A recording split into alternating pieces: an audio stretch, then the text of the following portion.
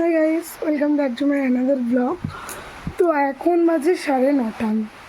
দেখে মনে হচ্ছে না রাত্রিবেলা ভিডিও করছি, মনে হওয়াটাই স্বাভাবিক, কারণ দেখবে বাইরের পরিস্থিতিটা এই দেখো, কন্টিনিউ বৃষ্টি হচ্ছে, কন্টিনিউ।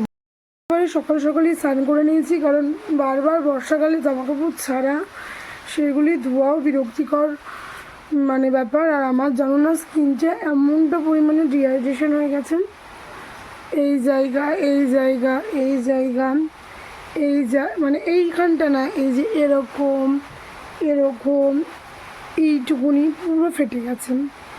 শরীরে জলের ঘাটতি হলে স্কিন আমাদের ডিহাইড্রেশন হয়ে যায়।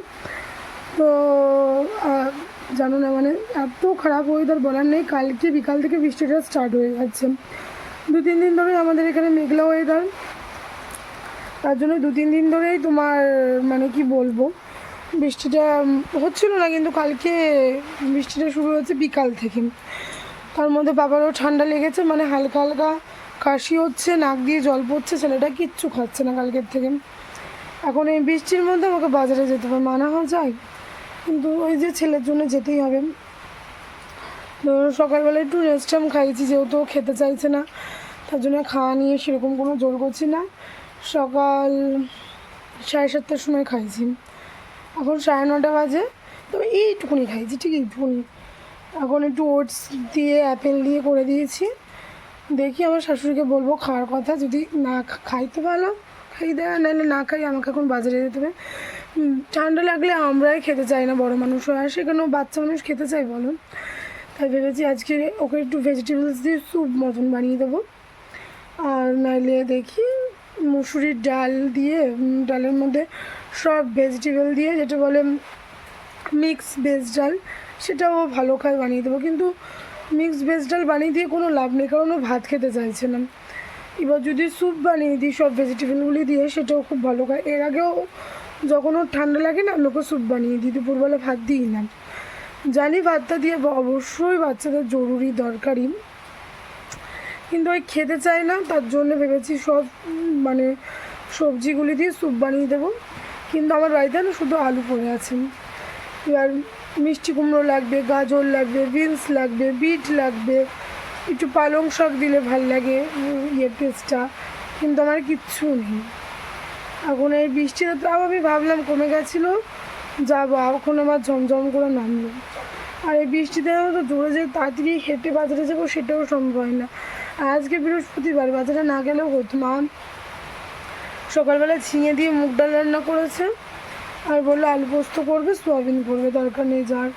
কিন্তু এই যে ছেলে কালকে আলু সিদ্ধ, ডাল সিদ্ধ, ডিম সিদ্ধ, এই আলু সিদ্ধ, ডাল সিদ্ধ, ভাত আর বাটার দিয়ে ডিমের আমলেট করেছিলাম। উনি তো আবার ডিম সিদ্ধ খায় না, দুবারের খাবার করেছি, একবারের খাবার খুব কষ্ট করে খাইছি, একবারও না, তারও অর্ধেক খেয়েছেন। তো দেখি যাই, আগে ওটসটা খাইনি, তারপরে যাই। মাথাটা এখান দিয়ে এতটা পরিমাণে যন্ত্রণা হচ্ছে, ভালো লাগছে না। ইনফ্যাক্ট আমারও শরীরটা জানো তো একদম ভালো না, আমারও ভালো লাগছে না, কিন্তু ওই যে ছেলের জন্য যেতে হবে। তো বাজারে যেতে যেতে দেন ভিডিওটা কন্টিনিউ করবো, রেডি হয়নি। তো এখন রেডি হয়ে গেছি বাজারে যাবে বলে। তো মুখটা এতটা পরিমাণে বাজে লাগছে, তাই ভাবছি যে স্কিনে কিছু একটা করতে হবে, কিন্তু কি করব কিছুই বুঝতে পারছি না। ভেবেছিলাম বাজারে গিয়ে টক দই নিয়ে আসবো, কিন্তু পরে আর নিয়ে আসা হয়নি। তো এখানে আমাদের আয়নাটা পরিষ্কার না, তো নর্মালি একটা কুর্তি আর একটা জ্যাগিন্স পরেছি, স্টোল নিয়েছি, বেরিয়ে গেছি। আর এই দেখো নিজের মুখটা দেখছি আর নিজেই ভাবছি যে আমার মুখটা এরকম কালো লাগছে, কে জানে। আর ফোনের ক্যামেরাটাও আজকে প্রবলেম করছিল। তো এই দেখো বাজার থেকে কি এনেছি, মিষ্টি কুমড়ো, পেঁপে, বিনস, গাজর, বিট, পালং শাক, এইগুলি সবই কিন্তু আমি পাপার জন্যে এনেছিলাম সব। কিন্তু আমরাও খাবো, মিষ্টি কুমড়ো এত তার পাপা খাবে না, আর এটা একদিনের সবজিও না, পাপার অনেক দিনেরই সবজি। তো এইগুলি হচ্ছে পাপার, আর আমাদের জন্য এনেছিলাম বাঁধাকপি আর শাক। শাকটা আজকে রান্না করিনি, বাঁধাকপিটা আজকে রান্না করেছি। আর মা সকালে রান্না করেছিল ঝিঙে দিয়ে মুগ ডাল, এই দেখো যে সেই ডাল। এবার আসি পাপার স্যুপ বানানোর জন্য। তো এখানে দেখতেই পাচ্ছ কী কী সবজি নিয়েছি পালং শাক, তারপরে নিয়েছি পেঁপে, তারপরে নিয়েছি বিট, তারপরে নিয়েছি বিনস, আর তারপরে নিয়েছি গাজর, তারপরে নিয়েছি মিষ্টি কুমড়ো, আর অল্প একটু সামান্য আলু। তা এইগুলি দিয়েই কিন্তু আমি স্যুপটা বানাবো। আর গাজরটা সবসময় বিটটা একটু কুচি কুচি করে কাটতে হবে, কারণ বিটটা সিদ্ধর ব্যাপার আছে। বিটটা কিন্তু সব সবজির মতন সিদ্ধ তাড়াতাড়ি হয় না। আর এখানে আমি 3বার খাওয়াবো কে স্যুপ, তার জন্য 3বারের মতন। আর সামান্য পরিমাণে একটা মুগ ডাল নিয়েছি, যে মুগ ডালই দিতে হয়। আমি একটু মুগ ডাল দিই, অনেকেই অনেকভাবে রান্না করে, তো আমি তো এরকমভাবেই করি, আর বাবা খুব পছন্দ করে, এটাই সব থেকে বড় কথা। তো এখানে গ্যাস নিয়েছি, আর গ্যাসের সামান্য 1 চামচ তেল দিয়েছি। মানে যেহেতু বেবির খাবার সেটা হেলদি হবে, কিন্তু সেটাতে বেশি পরিমাণে মশলা ইউজ করা বা তেল ইউজ করা ভালো না। এখানে কিন্তু আমি রিফাইন্ড অয়েল ইউজ করেছি, তোমরা কিন্তু অবশ্যই রিফাইন্ড তেল মানে ইউজ করবা। আর এই কটা জিরে দেবো, জিরে কিন্তু খুব ভালো বাচ্চাদের হজমের ক্ষেত্রে। জিরে ফোড়ন দেবো, দিয়ে সব ভেজিটেবলসগুলি দিয়ে একটুখানি নুন, মানে একটুখানি নুন না, এখন যেহেতু 1 বছর কমপ্লিট হয়ে গেছে, টেস্ট মতো নুন হলুদ দিয়ে ভালোভাবে সবজিগুলিকে আমি ভাজবো। আর ঢেকে ঢেকে সবজিগুলি ভাজবো, যাতে সবজিগুলি মানে অনেকটা সিদ্ধ হয়ে যায়। আর এখানে আমি সবজিটা যেহেতু আমার বাবাকে 3বার খাওয়াবো, সেই পরিমাণে নিয়েছি, তোমরা যেমন খাওয়াবা সেই পরিমাণে তোমরা নিতে পারো। তো এই দেখো, এটা দিয়ে জল বেরোচ্ছে। এবার আমি সামান্য অ্যাড করব জিরের গুঁড়ো, সামান্য জাস্ট ছিটে ফোটা। জিরে কিন্তু বাচ্চাদের হজমের পক্ষে ভালো, তাই জিরে কিন্তু দেওয়াই যায়।